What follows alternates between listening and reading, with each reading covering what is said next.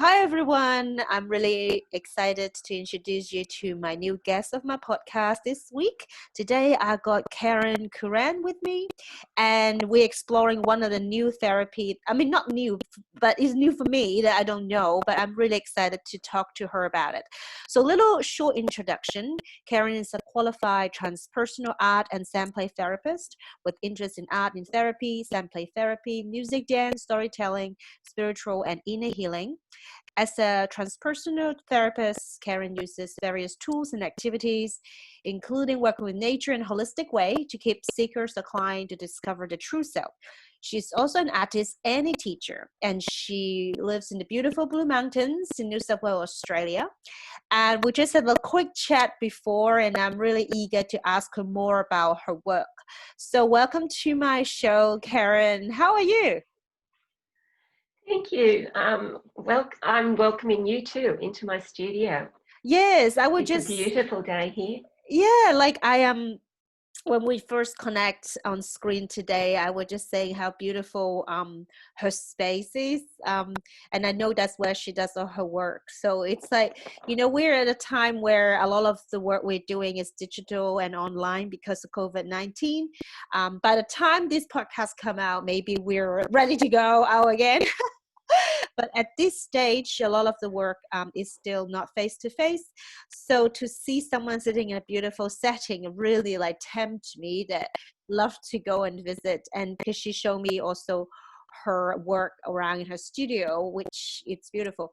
But anyway, I got so many questions. So let's get started. First of all, I really want to ask you, what is holistic counseling? Because I don't know, and I guess some people may be really interested to find out.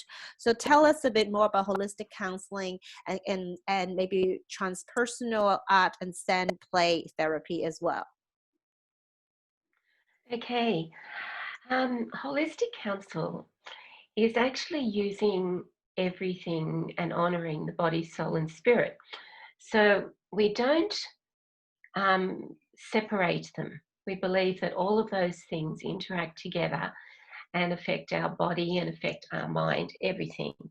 Now, holistic counselling is actually complementary to anything other people are using. So it doesn't go against doctors' medications or anything like that. I don't give medical advice. This is all about the inner spirit.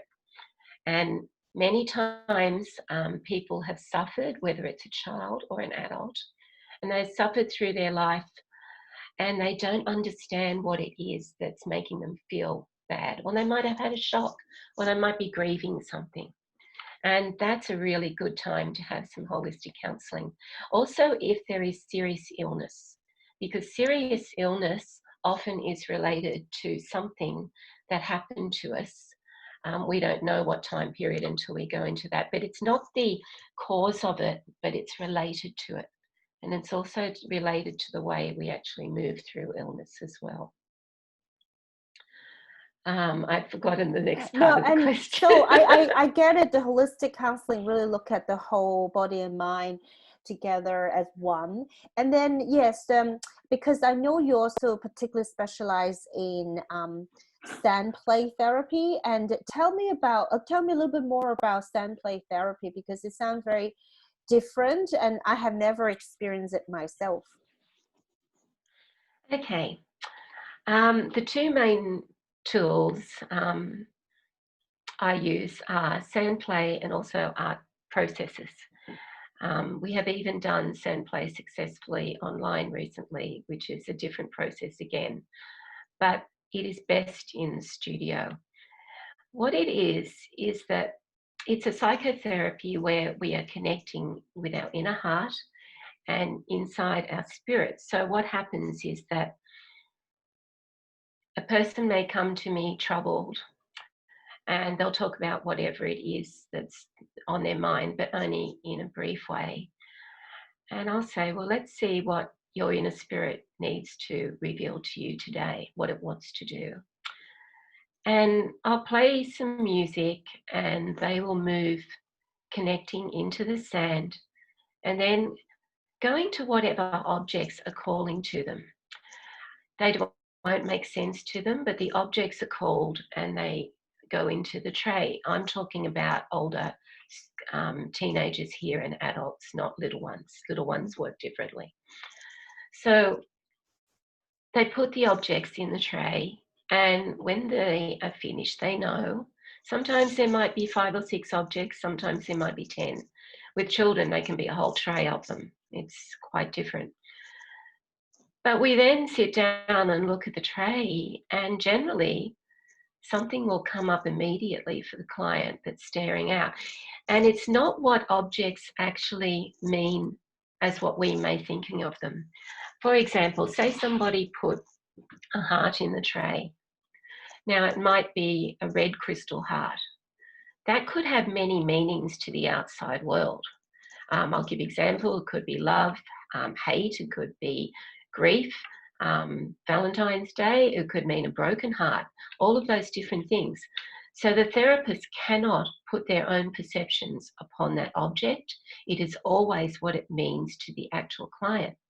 So the client then looks at that object or feels over it and feels into it and sees what it is, the energy that's coming up to them straight away. And generally the word will come immediately and they're feeling, and they'll know what it means. Say it was a broken heart. I would then ask them, well, let's feel into that. And what age do you feel that you are? And we go through a whole process and they discover something about themselves. If it needs healing, we then do other processes using visualization, art processes, which is actually art in therapy, where the person draws an image that they've seen or related to the tray. If I take someone on a visualization journey with inner healing, often something else will come. Sometimes they might need to forgive somebody. So here's where the transpersonal comes in, and they might need to write a letter, and they write something down and tear it up, and then we destroy it in a fireproof bowl, either inside or outside. There was a funny story with one client. We forgot to do that, and the alarm went off. I had to take the alarm outside quickly. But generally, it's fine. I definitely do not burn things. So it's really an important process. And yes, sometimes clients feel very tired after it because it is such an inner work. But it's so beautiful and so empowering. And it's the processes that I went through my own self in my own journey. With children, Sandplay is somewhere where they put all their energy. They will come in, say that they've been upset. Children who have are part of broken families, or they're having to go from one family to another, often they feel like they don't belong anywhere, and they'll have a mixture of emotions. They might even be silent. And going into the tray, they will put all their energy into the tray. They'll swirl up the sand. They'll do all kinds of things according to the music. Then they'll go and get objects that mean something. And they'll put them in the tray. They'll cover them up. They'll expose them. They'll pour sand all around it.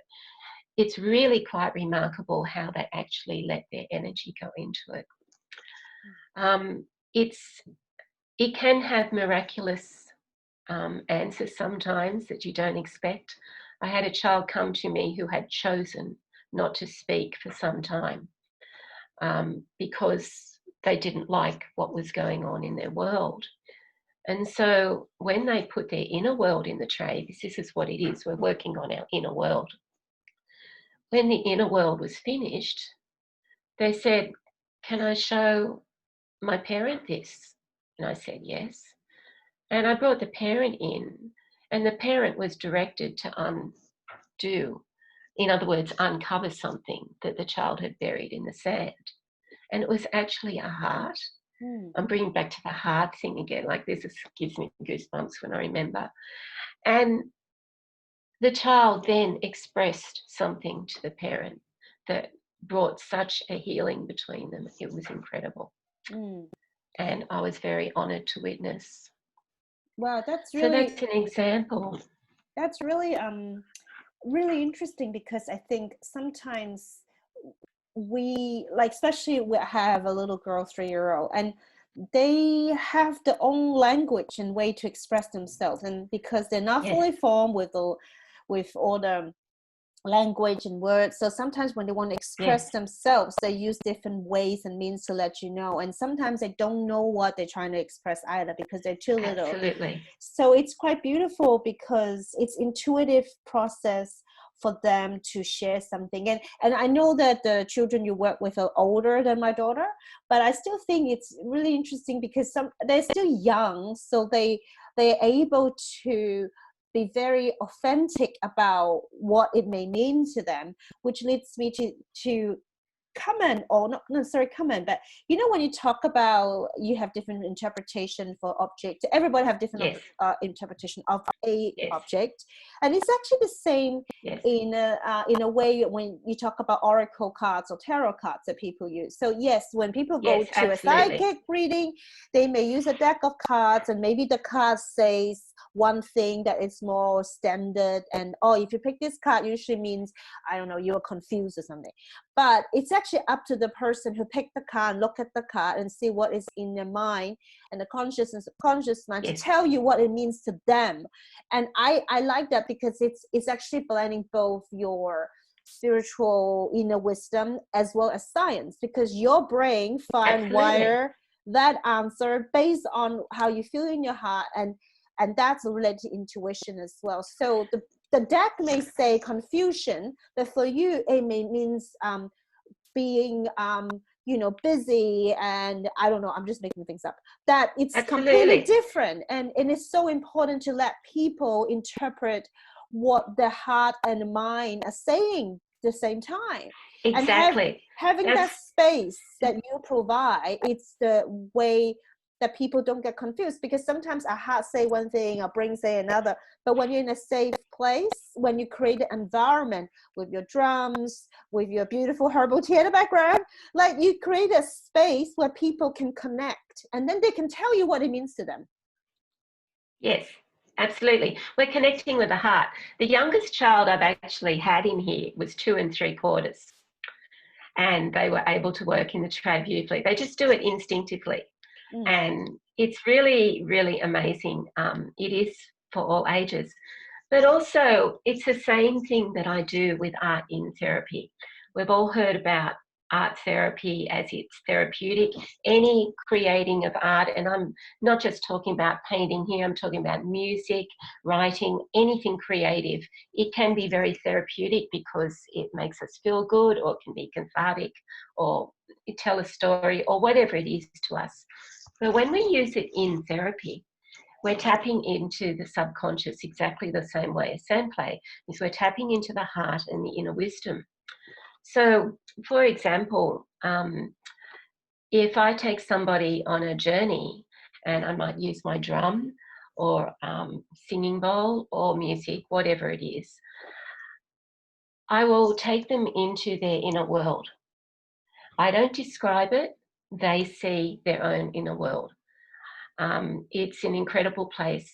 I allow them to give themselves permission to tell them what their inner world wants them to know, the same way as the tray does. And so what happens is that they start seeing something, and when they come out of the journey, they draw on paper what they actually saw. And it's generally, it can be a quick diagram, or it can be colours, it can be anything like that. And they look at it, and it's the same reaction as with the sand tray. Oh my goodness, this was such and such. I had, I'm going to actually read something to you. A client who wrote this about, it was really important to read it to you, and I can't find it right this minute.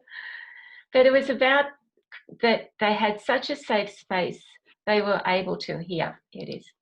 Karen was able to provide a very safe space for me to explore my hidden world. With guided visualization, she took me on a deep inner process, allowing me to resolve a much sought after relationship which had been severed early in life. She has a natural gift to take you on a transformative journey that can ignite the light within your heart and soul. And I thought, that's really true. This is what I'm doing. I'm helping you ignite the light within you. I help you tap into your inner wisdom in whatever way it is. Then we do the healing processes that are necessary for you, whatever it is. And it's whatever is brought to you that day. It's not like something you were mulling over 3 weeks earlier. It might be, but it's whatever you actually present on that day, because that's what your subconscious wants you to do. It's a whole different way of working. Yeah, I love it. And you know, it reminds me of a story where I heard so there was this spiritual teacher who was in Tibet, and he was living with some monks for a while, observing them. And he asked the monks, so you spend whole day chanting and doing this ceremonial ritual. So what is all really about? Like, what are you doing? Like, essentially.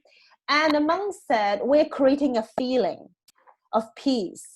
It's actually the real answer is we're creating a feeling so that whatever we think or put out there, it becomes, it's an energy form. But it's about all the chanting, all the processes, all the ceremonies about creating a feeling. And I felt very similar when you first described to me how you take the clients in a journey. So you cross that bridge, you can elaborate in a minute, cross the bridge, drink the tea, and then the music and the visualization. It's all about creating that environment, either visual or senses, but it's creating that feeling so you can tap into the inner wisdom. And then I thought, it doesn't matter how many people are interviewed. A lot of times when things are truly working or important, it all comes from that sort of connecting to our body and mind by providing a safe space and environment, so you tap into that inner wisdom. Some people can sit there, meditate 5 minutes, we got there. Some people would take, you know, walking, hiking for 5 days. I don't know, but I find it really interesting how all this therapy that I know works or help a lot of people from the story is they need to go through that journey to get there by being in that environment. So maybe tell us a little bit more about your process and how do you lead your client to tap into that space? Like you talk about the bridge and stuff, and I love listening to it again. Yeah. Well, my studio is in our garden in the Blue Mountains. And I created a little pond, and the garden around the studio is shaped in half a butterfly. So it's called the Butterfly Garden of Healing. And as the client, no matter what age, comes to the beginning, there's a little bridge to cross. So they cross the bridge, or they stand on the bridge first, and I ask them to breathe out and just let things go. Look at the little pebble stream either side and just feel it, and that starts the relaxation process. So then they come in, they go up the little steps into the studio. They come in and we sit down. I have candles lit always. If it's a child, I'll offer them to light it themselves with a very safe candle, always supervised. But they get a great sense of empowerment in being asked to do something to start the session. And then we always have some herbal tea, and I offer it. Whether they want it or not, it doesn't matter. They can have water as well. I have both cups next to it. So it's like a little tea ceremony, mini one, just welcoming and just sitting down and breathing into it. And is there anything that you wish to share with me, and that kind of thing. So depending whether it's a child or adult, we will move then to Sandplay or art therapy, and the beautiful process, the music will start and they will go into it. Generally, if it's a child, they can't wait to get to the tray. They'll just be virtually jumping up and down, ready to start. As the music started, you know, ready to connect. With an adult or an older person, yes, they will be ready. They'll have shared what's troubling them. And I said, well, let's see what the tray says to you. Because generally it's quite different to what they've shared.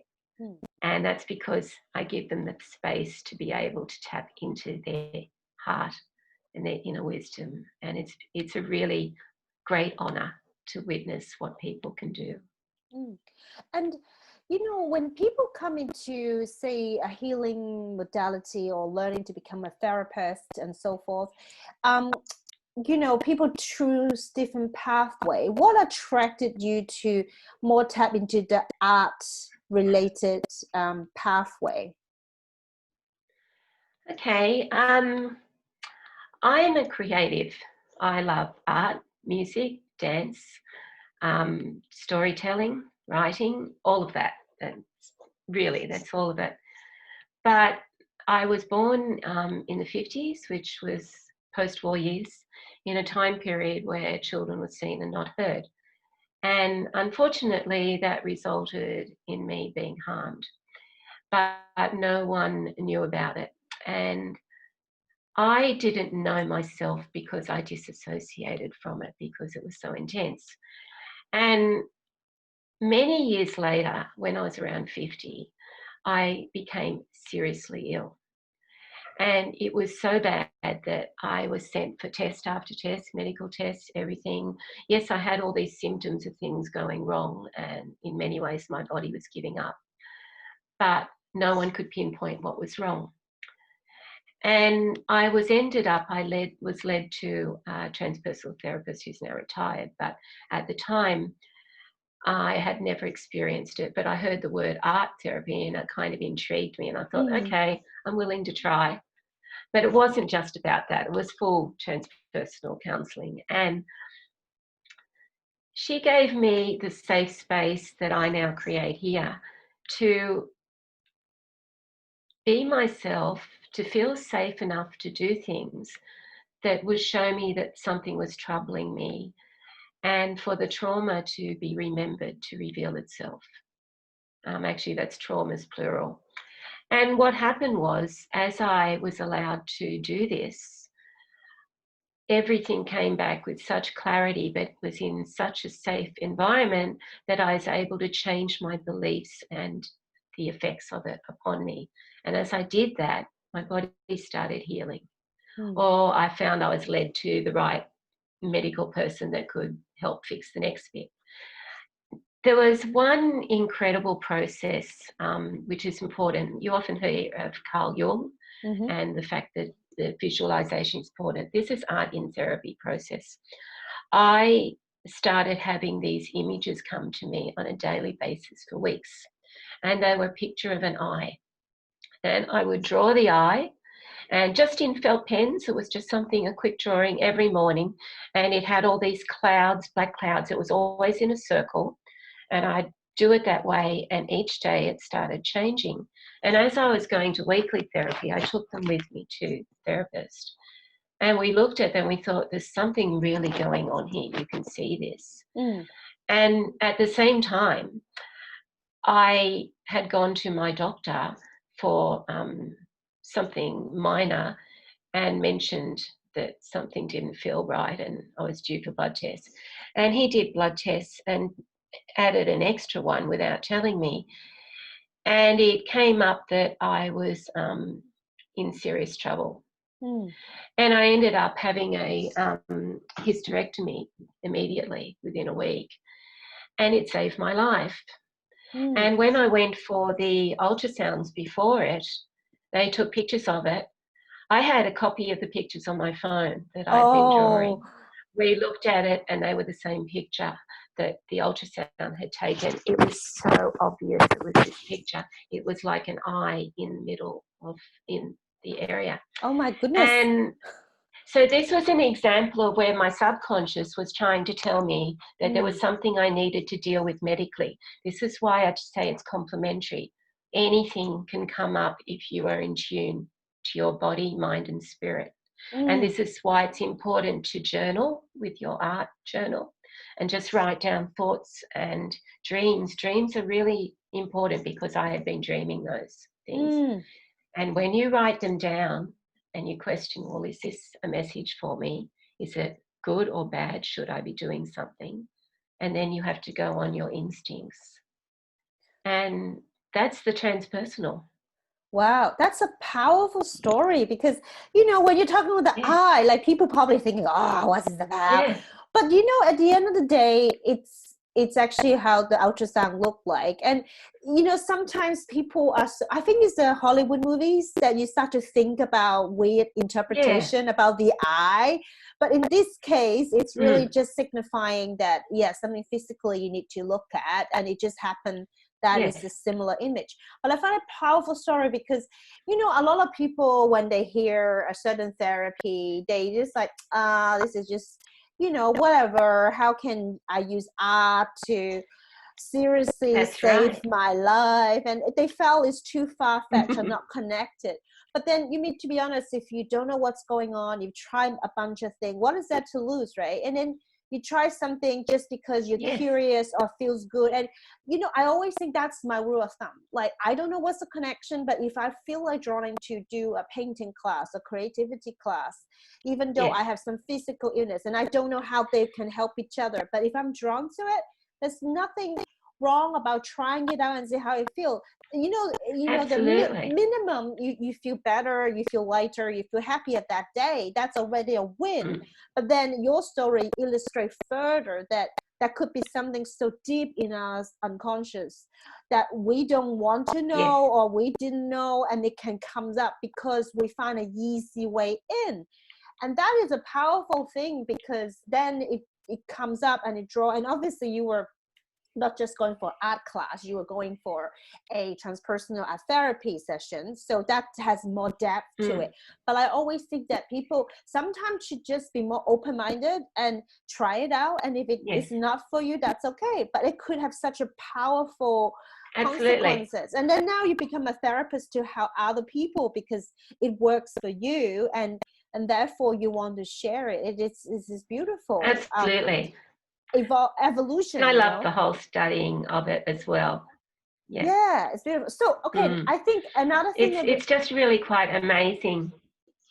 yes, absolutely. And I want to ask you, because the thing from the website, your website, I read somewhere, and I'm curious. So you talk about there's a difference between art in therapy versus art as therapy. Can you tell us a little bit more about that?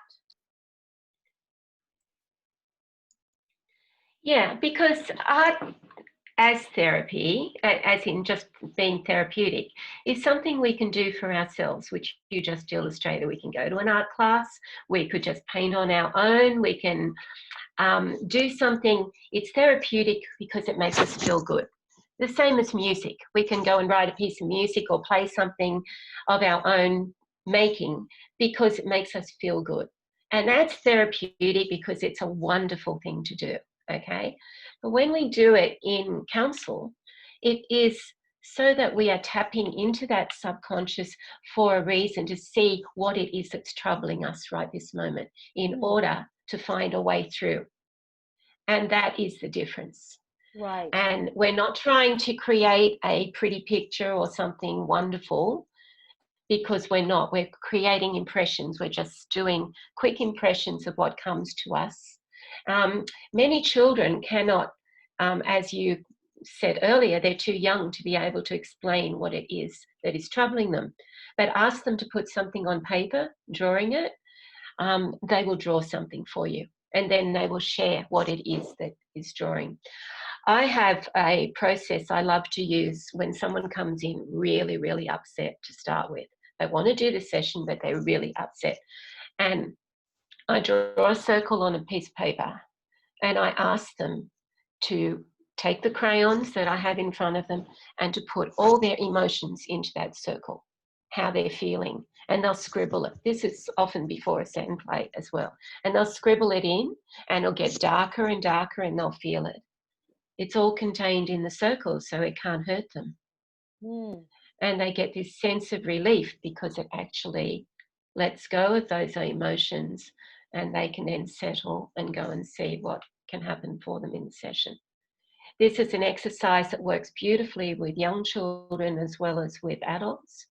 And particularly the time that we're recording this is while we're in isolation with COVID. And it's a good process for anyone who is feeling out of control, or their energies are just really, they can't make sense of them. Get a dinner plate, draw a circle on a page, and put that energy into the circle. mm, It'll wonderful. make all the difference in the world.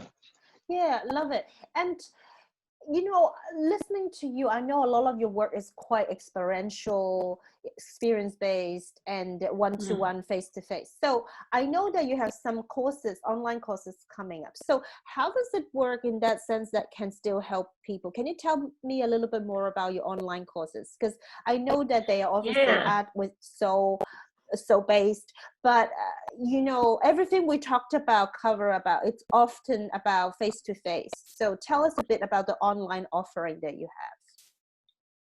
Yes, these courses are really exciting. I've been actually asked by a number of people to do them, and it's taken me a couple of years to get my act together and decide that it's time to do them. So I have. I'm releasing them this week, the first ones. This will be an ongoing series, and the beauty of them is that I take the participant on a journey. There are short videos. We include drawing techniques within it. Even though it's Art with Soul, I also do how to do some things so that person is led. Even if they've never done any art, they can do these courses. And the first one is based on the tree of life, but how we connect to nature. This is where the soul is. And so we take a journey and we learn from observation and witnessing change.